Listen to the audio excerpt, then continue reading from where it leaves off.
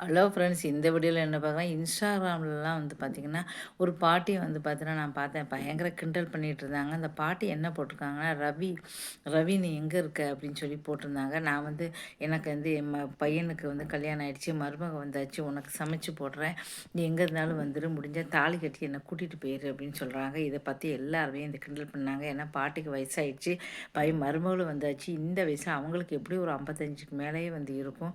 இந்த வயசில் இந்த பாட்டிக்கு இதெல்லாம் தேவையா? ரவி நீ எங்கே இருந்தாலும் உடனே வந்துரு அப்படின்னு சொல்கிறாங்க. இதை பார்த்து அத்தனை பேர் கிண்டல் பண்ணுறாங்க. வயசான காலத்தில் எதுக்காக இந்த பாட்டிக்கு இந்த தேவையில்லாத வேலை அப்படின்னு சொல்லி பயங்கரமாக எல்லாருமே திட்டு தீர்த்துக்கிட்டு இருக்காங்கன்னு சொல்லலாம். ரவி எங்கே இருந்தாலும் உடனே வந்துருன்னு சொல்லி எல்லாருமே நான் தான் ரவி அப்படி இப்படின்னு சொல்லிட்டு பயங்கரமாக கலாய்க்கிறாங்க. அந்த பாட்டியை போட்டு கலாய்ச்சி தள்ளுறாங்க. அதை பார்த்து பார்த்து சிரித்து வயிறே உடைஞ்சு போச்சு. அந்த அளவு கமெண்ட் பண்ணிகிட்டு இருக்காங்க.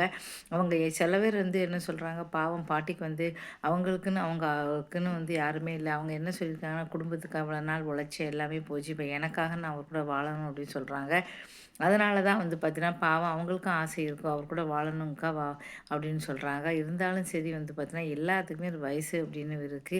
இப்போ வந்து கலாய்ச்சி தள்ளுறாங்க. அந்த வீடியோலாம் வந்து கமெண்டெல்லாம் வந்து நெறைய ஒவ்வொருத்தரும் சில பேர் தான் சப்போர்ட் பண்றாங்க. நெறைய பேர் வந்து திட்டிட்டு இருக்காங்க. அந்த வயசான காலத்தில யாரு இந்த ரவி? ரவி எதுக்கு இங்க வராங்க?